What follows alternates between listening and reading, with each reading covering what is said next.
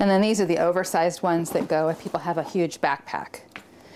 And these are used to cover up where our name tags are out in the foyer. Most interfaith winter shelter volunteers and guests at First United Church never see Elizabeth in action. Sometimes I will go to Target if it's on a weekend and my daughter will come with me.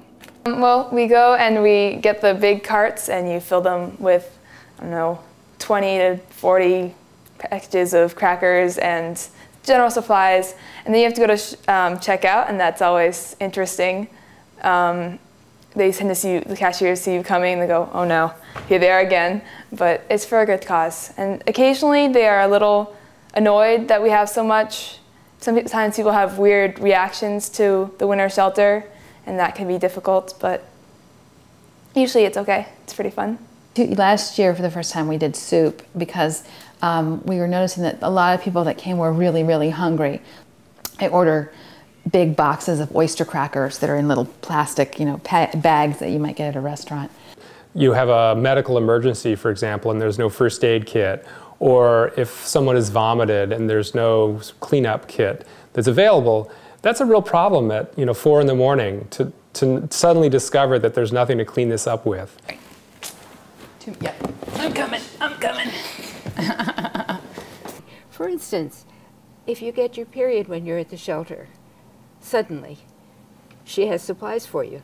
Elizabeth has been, as I describe her, our procurement manager for, I don't know, as long as the shelter's gone on here, 4 or 5 years, and she's done an excellent job.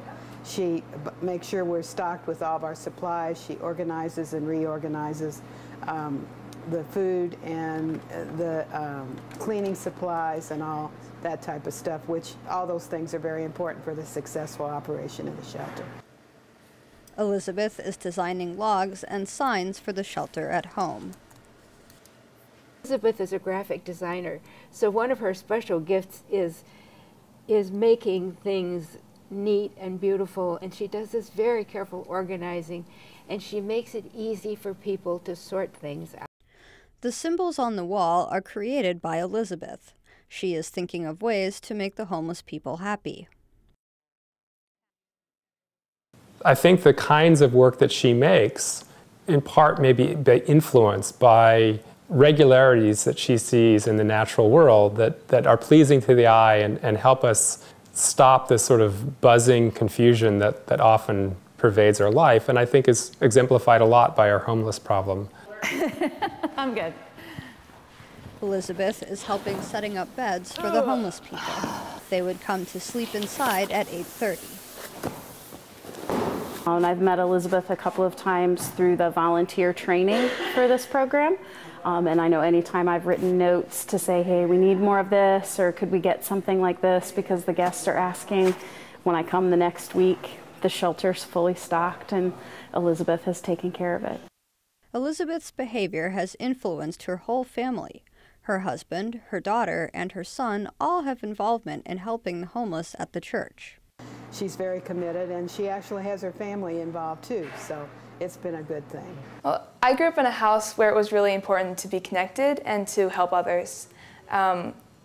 All through my life, my parents have been doing things not because they got paid for it or there's any sort of tangible reward. It was because they felt that they were called to do it. My son said he would like to do some setup work, so he and I might do some of that. He's strong, he can haul the mats down, so we're going to sign up for some evenings and go together, or I might see if my husband will go with him. Elizabeth is care and compassion and trying to make the community the best place it can possibly be. And I have a master's in public administration, and one of the things I studied while I was there was nonprofit management.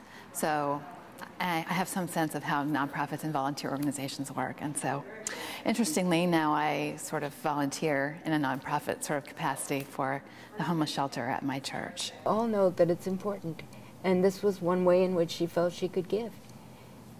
She's a very giving person. We hope that this provides you with a good night's sleep and something warm, and a whole lot of people volunteer to make this happen, and so I hope that they feel some of the love that people are putting into this effort on their behalf, and we're glad that we can do this for them.